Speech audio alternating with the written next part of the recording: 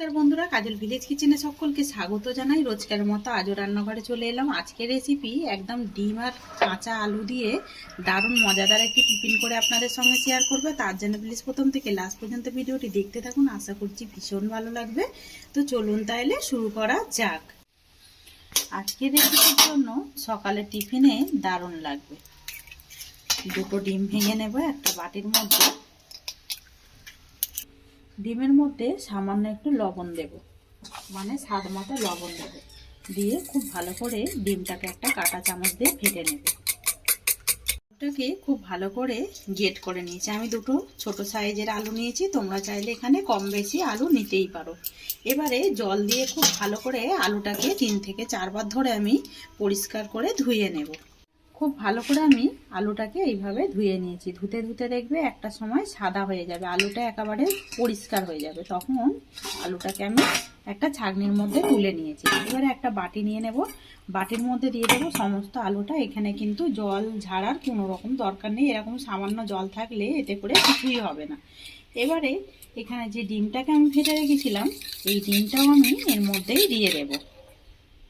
তো ডিম ফেটে নেওয়াটা আমি দিয়ে দিলাম। এবারে এর মধ্যে দেবো আমি বেশ কিছুটা ধনেপাতা, আর দেবো এখানে বেশ পেঁয়াজ কোচানো একটা মাঝারি সাইজের দিয়ে দিলাম। এবার এখানে দেবো কাঁচা পাকা লঙ্কা কোচানো, ঝালটা আপনারা আপনাদের পছন্দ মতোই দিয়ে দেবেন। দিয়ে দিলাম সমস্ত উপকরণগুলো। এবারে এর মধ্যে দিয়ে দেবো আমি স্বাদ মতো লবণ বা মাপ মতো লবণ। আমি কিন্তু ডিমের মধ্যে লবণ দিয়েছিলাম, আমি আবারও দিয়ে দিচ্ছি লবণ। দিয়ে উপকরণগুলোকে একবার খুব ভালো করে কাঁটা চামচ দিয়ে মেখে নেব। সমস্ত উপকরণগুলোকে খুব ভালো করে মিশিয়ে নিয়েছি। যেহেতু এর মধ্যে লবণ দিয়েছি, লবণ থেকে কিন্তু একটু জল ছাড়বে, আলু যেহেতু রয়েছে। এবারে আমি দেব এখানে গোলমরিচ গুঁড়ো। আমি বেশ 2 চিমটি মতো দিয়ে দিলাম গোলমরিচ গুঁড়ো। দিয়ে এবারে আবারও আমি খুব ভালো করে মিশিয়ে নেব। আর এইটা প্রথম থেকে লাস্ট পর্যন্ত দেখতে থাকবেন। কোনো রকম মাইক্রো ওভেন ছাড়াই আজকে আমি এই টিফিনটা করে আপনাদের সঙ্গে শেয়ার করব। এবারে এখানে নিয়েছি আমি গমের আটা। তোমরা চাইলে এখানে আটা ময়দাও নিতে পারো, অথবা আটা ময়দা যে কোনো একরকম দিয়েও এই টিফিনটা করতে পারো। এবারে সমস্ত 1 বাটি আটাটা আমি এর মধ্যেই দিয়ে দেব। দিয়ে দিলাম 1 বাটি আটা। দুটো ডিমের মধ্যে এরকম একটা ছোট মানে আটা দিলেই বাটির হয়ে যাবে। আবারও আমি খুব ভালো করে মিশিয়ে নেব। সমস্ত উপকরণগুলো দিয়ে খুব ভালো করে আমি মিশিয়ে নিয়েছি, মানে আটাটা দিয়েও আমি এর মধ্যে মিশিয়ে নিলাম। এবারে এইটাকে ঢাকা চাপা দিয়ে আমি এখন রেখে দেবো। ওর দিকে একটা কড়া গরম হতে বসিয়েছি সুন্দর করে একটা পুর রেডি করে নেবার জন্য। এর মধ্যে দিয়ে দেবো 1 থেকে 1.5 চামচের মতো চায়ের চামচের সাদা তেল। এর থেকে আর বেশি দেবার দরকার নেই। তেলটা যখন খুব ভালোভাবে গরম হয়ে যাবে, ওর মধ্যে কিছু ফোড়ন দেব। যেমন দেব আমি এখানে 3টে বেশ বড় কোয়া মতো রসুন ছাড়িয়ে নিয়ে আর কুচিয়ে রেখেছি, দিয়ে দেবো কুচিয়ে নেওয়া রসুন। দিয়ে গ্যাসটাকে এই সময় আমি আস্তে রেখে দেব। রসুনটা দেওয়ার পরে একটুখানি নাড়াচাড়া করে দেব। এখানে অল্প একটু নিয়ে নিয়েছি আদা, আদাটাও আমি এর মধ্যে দিয়ে দেব। দিয়ে দিলাম আদা। আদা রসুনটাকে একটুখানি ভেজে নেব, যাতে করে কাঁচা গন্ধটা একেবারে চলে যায়। বেশ কাঁচা গন্ধটা এখান থেকে চলে গেছে। দেখতে পাচ্ছ খুন্তির মধ্যে কিন্তু লেগে যাচ্ছে, তার মানেই বুঝবে এটা কিন্তু একেবারে হয়ে এসেছে। তখনই আমি দিয়ে দেবো এখানে আরো একটা ছোট্ট সাইজের পেঁয়াজ কুচিয়ে রেখেছি। এইভাবে কুচিয়ে নেওয়া পেঁয়াজটাকেও আমি এরই মধ্যে দিয়ে দেবো। দিয়ে দিলাম কুচিয়ে নেওয়া পেঁয়াজ। দিয়ে সমস্ত ফোড়নগুলোকে খুব হালকাভাবে একটু নাড়াচাড়া করে ভেজে নেবো। একেবারে পুড়িয়েও ফেলবো না আর লালও করবো না কোনো রকম, খালি একটু নরম করে ভেজে নিতে হবে। এখানে সমস্ত উপকরণগুলো বেশ ভাজা হয়ে গেছে, তেলের সঙ্গে নরম হয়ে গেছে, কিন্তু কালার চেঞ্জ হয়নি। এখানে দিয়ে দেবো এবারে আমি এখানে 2 পিস মাংস এরকম ছোট করে কেটে রেখেছি। এই টুকরো করে নেওয়া মাংসটাকেও দিয়ে দিলাম। আমি এখানে বোনলেস চিকেন নিয়েছি, আর এখানে বোনলেস চিকেনই নিতে হবে। রবিবারের দিন দেখবে সময়ে এরকম চিকেন আনার সময় নরম চিকেন থাকে, তখন ওইটা অনেক সময় তরকারিতে দিলে খাওয়া যায় না। এরকম যদি 2 পিস ছড়িয়ে রাখি, একটা অন্য কিছু টিফিনের জন্য করা যায়। চিকেনটাকে দিয়েও বেশ নাড়াচাড়া করে নিলাম। চিকেনটা দেওয়ার পরে আমি কিন্তু এখানে এখনো জল ব্যবহার করিনি। এখানে দিয়ে দেবো আমি গাজরকে গ্রেট করে নিয়েছি। একটা গাজর নিয়েছি, দিয়ে দিলাম গ্রেট করে নেব গাজর। গাজরটাকে দিয়েও আমি চিকেনের সঙ্গে আর সমস্ত ফোড়নের সঙ্গে মিশিয়ে নিতে হবে। সমস্ত উপকরণ মিশিয়ে নিলাম। এবার আমি এখানে কাঁচা পাকা আবারও দিয়ে দিলাম লঙ্কা কুচিয়ে রাখা। ঝালটা তোমরা তোমাদের মাপ মতো বা প্রয়োজন মতোই ব্যবহার করবে। লঙ্কাটাকে দিয়েও খুব ভালো করে মিশিয়ে নিলাম।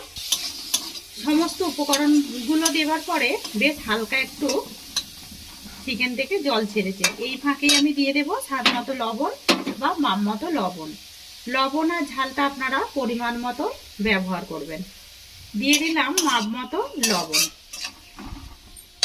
এবারে এখানে দেব আমি সুন্দর রঙের জন্য হলুদের গুঁড়ো, আর টেস্টের জন্য জিরে গুঁড়ো, আর অল্প একটু এখানে ধনে গুঁড়ো দিয়ে দেব। দিয়ে দিলাম সমস্ত উপকরণগুলোকেই দিয়ে খুব ভালো করে মিশিয়ে নেব। সমস্ত উপকরণ দিয়ে খুব ভালো করে মিশিয়ে নিলাম। এবারে এটাকে ঢাকা দিয়ে একটু চিকেনটাকে রান্না হতে দেব।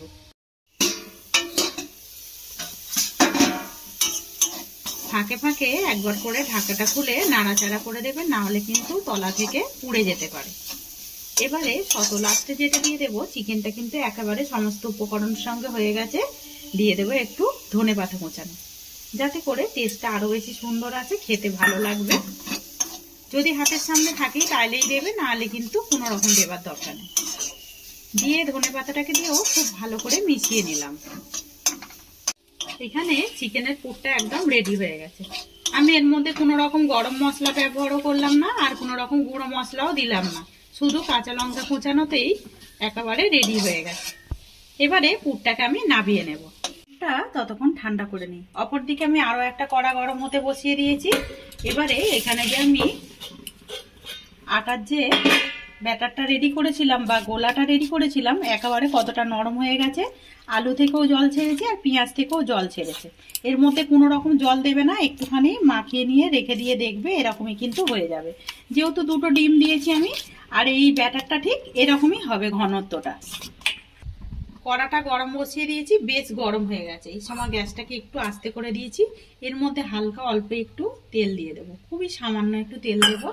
তেল দিয়ে খুব ভালো করে চারিদিকে এইভাবে একটু ছিটিয়ে দেবো। এখানে তেলটাও বেশ ভালোভাবে গরম হয়ে গেছে। তখন আমি এখানে যে আটার একটা গোলা গুলেছিলাম, এই গোলাটাকে ঠিক এখানে দিয়ে দেব।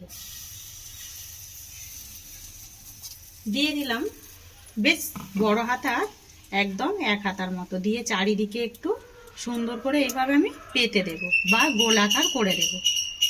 এই কাঁটা চামচ দিয়েই করে দিচ্ছি আমি, আর এতে করেই কিন্তু বেশ ভালো হবে। খুব ভালো করে আমি সুন্দর করে একটা গোল আকার দিয়ে দিয়েছি। এবারে এটাকে একটু ঢাকা দিয়ে দেবো, যাতে করে খুব ভালো করে পেঁয়াজ আলুটা সিদ্ধ হয়ে যায়। বেশ 1 মিনিট মতো ঢাকা দিয়ে দিয়েছি। ঢাকা দেওয়ার কারণে ওপরটা একেবারে শুকিয়ে এসেছে। আর এটা যখন সরাবেন তখন কিন্তু বুঝতে পারবেন যে এটা একেবারে নিচে থেকে হয়ে গেছে। তখন এটাকে উল্টে দেব। আর এই যে দেখুন কতটা সুন্দরভাবে একদম গোলা রুটিটা ঠিক আমরা রেডি করে নিয়েছি। এইভাবে লো টু মিডিয়ামে 2 পিস একদম 1 মিনিট করে সেঁকে নিতে হবে। 2 পিস উল্টে পাল্টে আমি সেঁকে নিয়েছি। রুটিটা দেখতে কতটা সুন্দর হয়েছে সেটা কিন্তু দেখতেই পাচ্ছেন। একটা রুটি একদম হয়ে গেছে। প্লেটের মধ্যে তুলে নেব। বেশ বড় করে রুটিটা করেছি, যাতে করে একটা রুটি দিয়ে 2টো টিফিন রেডি হয়ে যায়।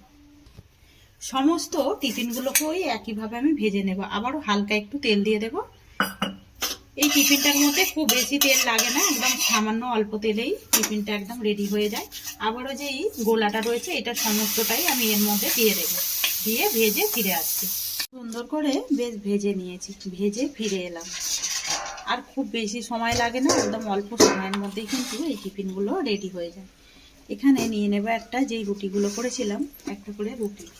এবারে যে পুরটা রেডি করেছিলাম এই পুরটাও নিয়ে নেব, ঠিক দিয়ে দেব এইভাবে। এইটা সকালে যেমন টিফিনে ভালো লাগবে, তেমন কিন্তু সন্ধ্যার সময় একদম সন্ধ্যার টিফিনটাও বেশ দারুণভাবে জমে যাবে। বাচ্চা বড় সবাইরই কিন্তু পছন্দের হবে, খেতে ভীষণ ভালো লাগবে। একবার ট্রাই করতে পারো। বেশ বেশি করে আমি একটু পুর দিয়ে দিলাম।